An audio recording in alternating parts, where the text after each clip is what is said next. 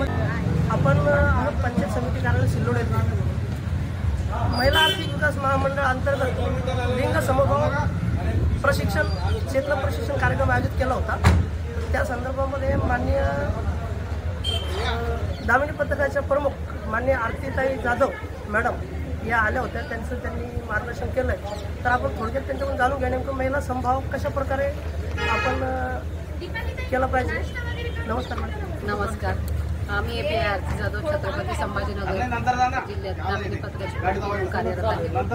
आज महिला आर्थिक विकास महामंडळातर्फे आयोजित प्रशिक्षणासाठी आज खरं तर त्यांनी एक नवीन उपक्रम राबवला की ज्यामध्ये पुरुषांना हे प्रशिक्षण देण्यात आलं। कारण की प्रत्येक वेळेस आपण महिलांनाच सांगतो की स्त्री पुरुष समानता करा, विद्यार्थ्यांना सांगतो, परंतु जो पुरुष वर्ग आहे तो गृहस्थाश्रमात आहेत त्यांना कोणीही मार्गदर्शन करत नाही किंवा त्यांना कोणी काही सांगत नाही। तर आज या प्रशिक्षणातून त्या लोकांशी मला संपर्क साधण्याची संधी मिळाली। त्यात आम्ही त्यांना स्त्री पुरुष समानता घरापासूनच कशी व्हावी याबाबत मार्गदर्शन केले।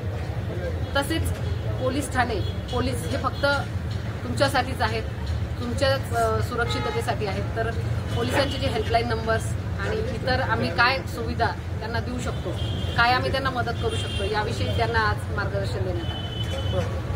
नेमकं मॅडम आता काय आहे शालेय जीवनात आणि लहान मुलींमध्ये आणि काही अपहरणाचे प्रकरण घडत आहेत, काही आणि अत्याचाराचे आणि अपहरणासाठी प्रकरण घडू लागले, तर तेव्हा आपलं प्रशासन नेमकं काय करत? सध्या prevention is better than cure ह्या म्हणीनुसार आम्ही ह्या गुन्ह्यांना प्रतिबंध घालण्याचा प्रयत्न करतोय की हे गुन्हे घडायलाच नको। यासाठी आम्ही प्रत्येक शाळा महाविद्यालय यांना भेटी देतो। जिल्ह्यांतर्गत कार्यरत दामिनी पथकातर्फे शाळा महाविद्यालय इतर गर्दीची ठिकाणे यांना वेळोवेळी भेटी देण्यात येतात, हेल्पलाईन नंबर्स देण्यात येतात। प्रत्येक शाळेमध्ये आमचा वैयक्तिक मोबाईल नंबर सुद्धा दिला जातो आणि पोलीस स्टेशन स्तरावर जे काकादिदी पथक आहेत त्यांचे मोबाईल नंबर, पोलीस आणि इंचार्जचे मोबाईल नंबर हे प्रत्येक शाळा महाविद्यालयात देण्यात येतात, जेणेकरून अशा काही गोष्टीची कुणकुण लागली तर शिक्षक पालक हे आमच्यापर्यंत पोहोचू शकतो आणि ती घटना घडण्यापूर्वीच त्याला कसा प्रतिबंध करावा याच्या उपाययोजना आम्ही त्यातून करतो। तसेच जर गुन्हा घडला सुद्धा तरीही अपहरणाच्या घटनेमध्ये 24 तासाच्या आत आम्ही त्या बालकाला शोधण्याचा प्रयत्न करतो आणि तो गुन्हा उघडकीस आणतो। धन्यवाद।